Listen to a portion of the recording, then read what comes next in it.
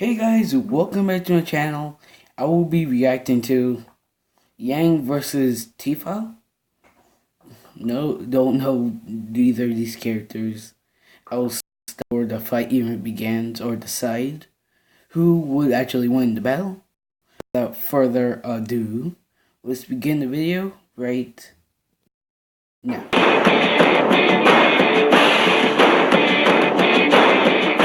Punching, the most useful in the world when words fail, and these two lovely ladies are fluent in it. Yang Long, the adventurous huntress from Ruby. And Tifa Lockhart, the final heavy hitter with enormous power. He's Wiz and I'm Boomstick. And it's our job to analyze their weapons, armor, and skills to find out who would win a death battle. The world of Remnant is, well, crazy. Vicious creatures called Grim run wild, entire cities have gone waste, and every single weapon is also a gun. Even nunchucks. Oh, that sounds like Disneyland to me. The happiest, most gun-filled place on Earth. Luckily, the world is protected by the Huntsmen and Huntresses, an elite group of expertly trained warriors. And where else would you get the training to kill bloody monsters than from high school? Oh, I can't believe my baby sister's going to Beacon with me. This is the best day ever! Please stop. After losing her mother to mysterious circumstances and being trained all her life, hero legend of an uncle, Yang Long was accepted into Beacon Academy. It's kind of like Hogwarts, except replace wands and books with swords, sniper rifles, and transforming scythes. Man, this place just keeps getting better and better. Seriously, I know where I'm gonna retire now. A natural fighter and thrill seeker at heart, Yang fit right soon found herself a member of the color-coordinated team, Ruby, led by her younger sister, Ruby. Because that's not confusing at all. I'm talking about kicking off the semester with a bang. I always kick my semesters off with a bang. Eh? Guys? Am I right? Anyway, Yang's time at Beacon was well spent, and she became the master of all the things. See, while Yang's teammates wield a scythe, a couple swords, some big guns, Yang's style of combat more direct approach. Yeah, she does, with her shotguns. Her two golden bracelets aren't just stylish, they extend to form a weapon called the Ember Celica. With just a punch, the Ember Celica fires off a flash of kinetic energy, blasting a foe with an explosion of force and a beautiful sound. I'm so hungry! To top it off, these concussive blasts can fly several feet. Yang is one of the few people I know who can punch a bird out of the sky. That's what you get for crapping on my car. In addition, like most huntresses, Yang can manifest her soul as an aura. Aura can be used to block deadly attacks and heal minor wounds, and Yang's is no different. But my favorite way she uses her aura is when she goes Super Saiyan. Many hunters and huntresses possess a semblance of a power unique to them that makes Beacon Academy look a little more like the Xavier School for Gifted Young. Yang's semblance absorbs damage from hits she takes, adding them to her own physical power. After taking just 2 attacks from a mech suit, she was strong enough to shatter the whole thing in one go. Unfortunately, her semblance does not increase her aura. She feels the full force of everything that hits her aura, and can only have power so long as she remains conscious. Luckily, she's pretty tough. Yang survived a punch that easily smashed her through a concrete pillar. You know, the ones designed to hold up entire bridges? And Show this.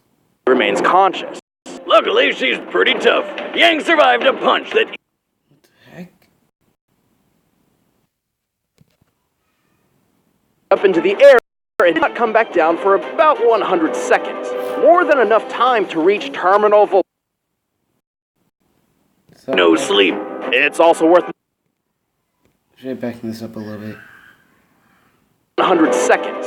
More than enough time to reach terminal velocity. Okay, let me try this. This means upon landing, she took an impact of nearly 50 tons of force. And stood right back up like it was nothing. Ah, what a waste of good food. Despite this, Yang can only take so much. Her aura has a limit, as does her short temper.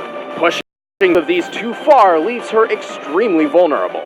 Like when this ice Sorry guys if it's phrasing a whole Cream Lady knocked her out because Yang had been fighting monsters all day with no sleep. It's also worth noting Yang is less adaptable when fighting against foes specializing in kicks. Still, she's confident she's one of the best in her class and dedicated to graduating Huntress School and travel the world fighting everyone just for the thrill of it.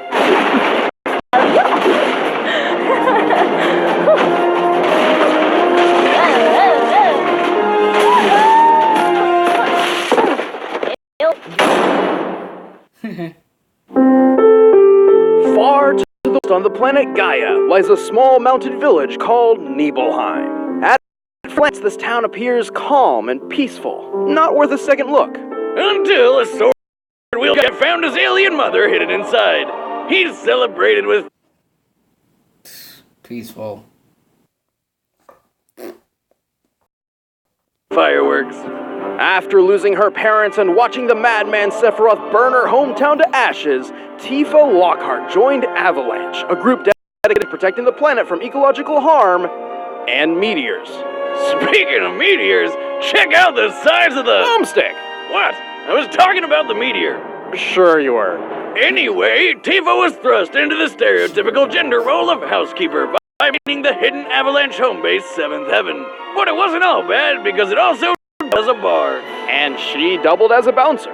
Now, I've been thrown out of my fair share of bars for totally illegitimate reasons, but not even I would urinate on the 7 jukebox with Tifa on guard. Smart choice, since she is a master of close quarters combat. Tifa is a feint brawler, adept at surprising foes with quick, powerful strikes. And as she traveled with her friend Cloud to save the planet, she learned 7 legendary techniques, the limit breaks. Sorry guys again for all the freezing and pausing the video. It's for I'm not even sure why this didn't happen with this when I did Saitama versus Goku. Sorry, in my last recording. But if this happens again, I'll see what else I can do.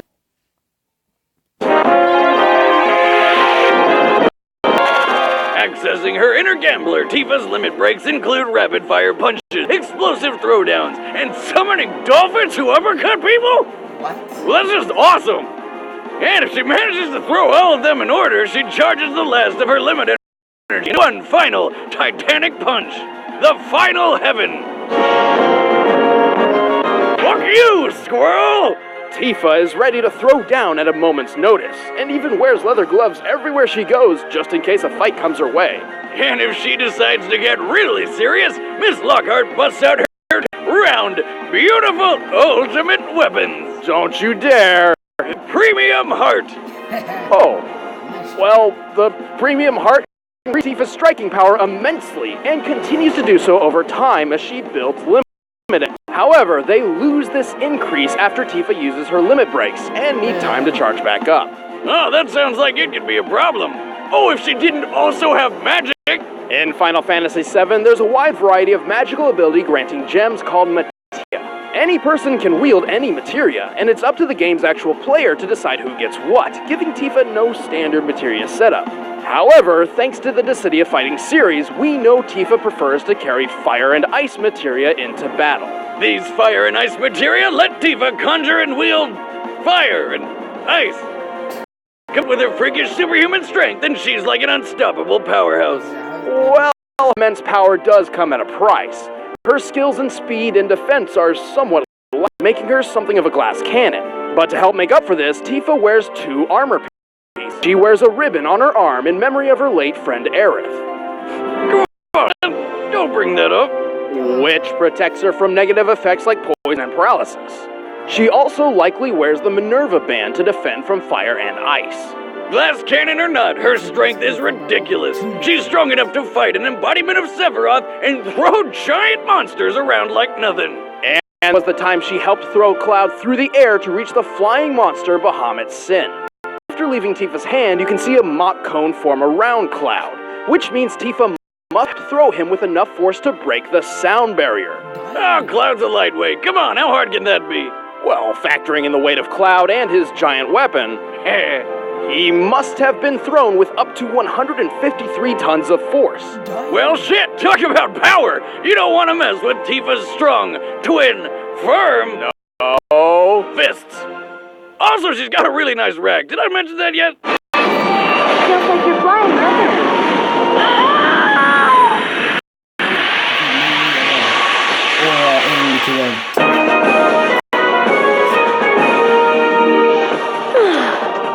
All done. I'm still going. All right, the combatants are set. Let's end this debate once and for all. It's time for a death battle! Or actually,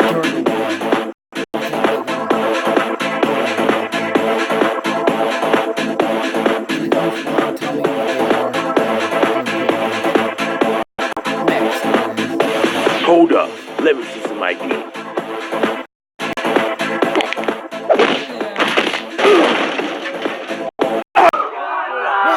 Hello. No need to panic, people. Just looking for someone.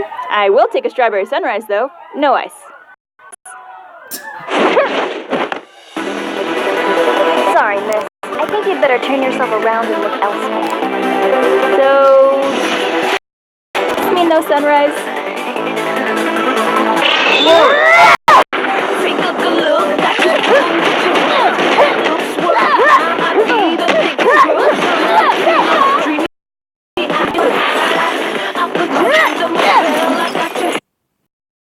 Guys, I'll wait at least half a minute for this. But still, I think Yang will win because mainly of our aura being that durable. So actually at least like 50,000, 5,000 feet into the air. And I wasn't really paying attention.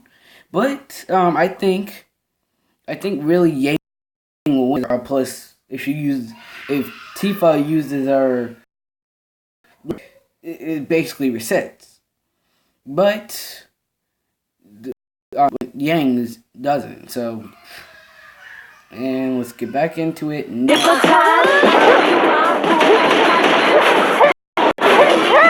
Having fun? I sure am. Mock me?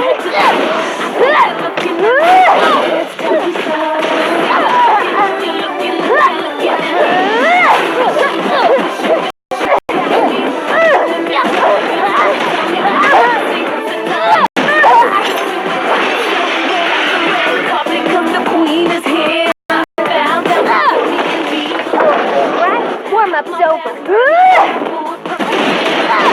I'm going to blow you out of the water.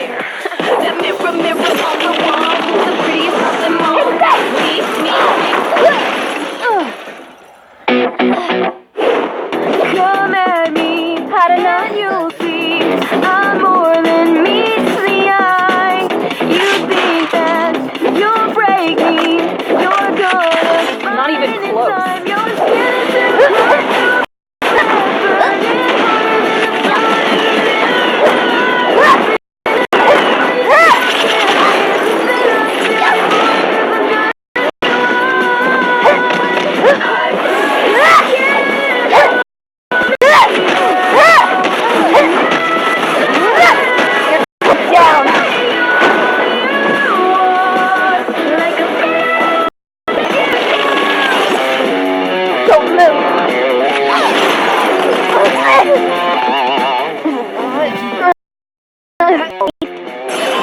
Let's see if you can keep up with this.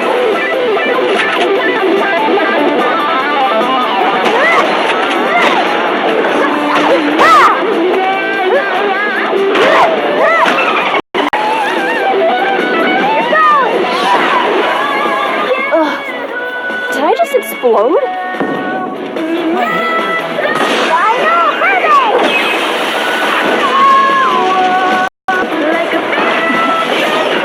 What in the world?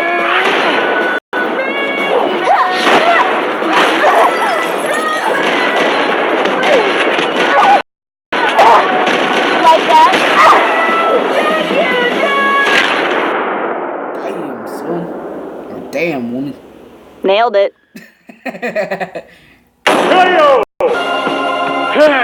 Cross another potential wife off the list.